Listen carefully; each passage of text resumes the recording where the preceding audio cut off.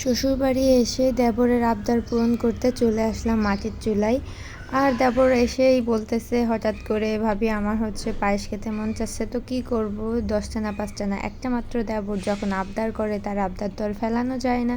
তো যার কারণে চলে আসলাম মাটির চুলায় রান্না করতে। আর আমার মাটির চুলায় রান্না করতে আমার খুবই ভালো লাগে।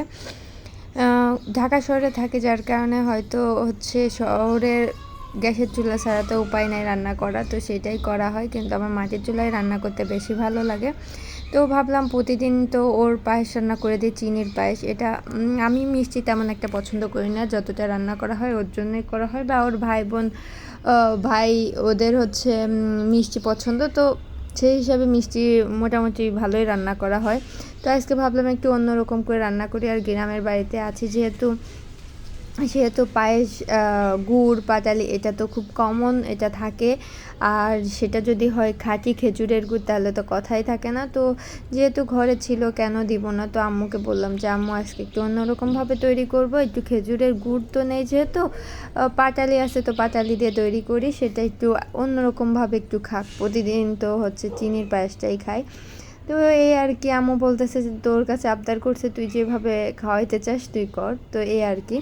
তো আমি আবার ভালো মাটির চুলায় রান্না করতে পারি না, মানে মাটির চুলাতে ওই যে খড়ি দেওয়া এই জিনিসটা আমার খুব ভালো হয় না। তো আম্মু বলতেছে তুই এটা দে ওটা দে এরকম, কিন্তু তারপরেও আমি না পারলেও আমার কাছে খুব ভালো লাগে এইভাবে মাটির চুলাতে রান্না করতে।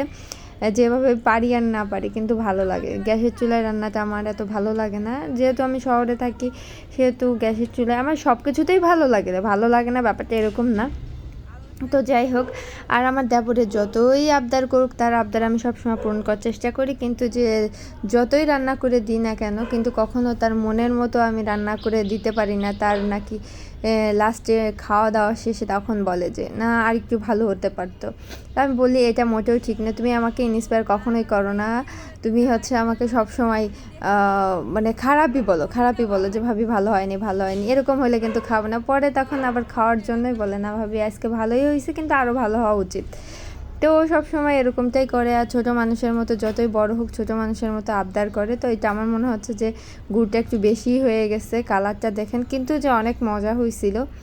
আমি তবে চিনি টেস্ট করছিলাম, মিষ্টিটা টেস্ট করছিলাম, তারপরেও আমার কাছে মনে হয়েছে ভালোই হয়েছে। কিন্তু আমি অত মিষ্টি পছন্দ করি না, তেমন একটা খাই না, এই ব্যাপার। তো কেমন লাগছে কার দেবর বা ছোটো ভাইরা এইভাবে আবদার করে, অবশ্যই সেটা কমেন্টস করে জানাবেন।